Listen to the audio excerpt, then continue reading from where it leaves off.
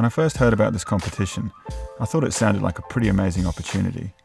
But as for how I was going to put together an entry, I didn't have a clue.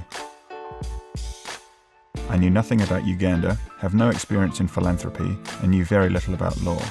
So as per usual, I turned to Google for my initial source of inspiration. I hunted for any information that I deemed may be relevant in a bid to formulate a response. I also realised that I'd never actually sat down to consider what my values are, and so went to speak to a psychologist to assist me in how to define them. He talked about our two constructs in life, the physical self and the mental self. The goal of the physical self was simply to survive, and when we are surviving optimally, we are healthy. The goal of the mental self is to achieve self-actualization, and the symptom of achieving this optimally is being happy. Happiness is determined by values engagement, and these values can be split into various categories. These in turn make up your identity. So in a bid to reflect on my values, I considered the happiest moments that I could think of. The annual snowboarding trips with my mates back home were number one. These trips touch on a number of values: the play and creativity of the snowboarding, the health benefits from the physical activity, and the sense of achievement from the snowboarding progression. But the most significant engagement comes from the mutual enjoyment or experiential intimacy achieved by the group.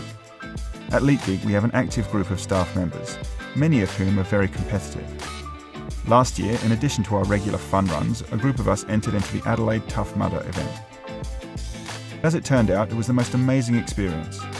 And in regards to values engagement, there were many similarities with the aforementioned snowboarding trips. However, the big difference here was the added value of compassion and contribution. The three of us who were in the event all agreed that the best thing about it was the camaraderie felt amongst all participants.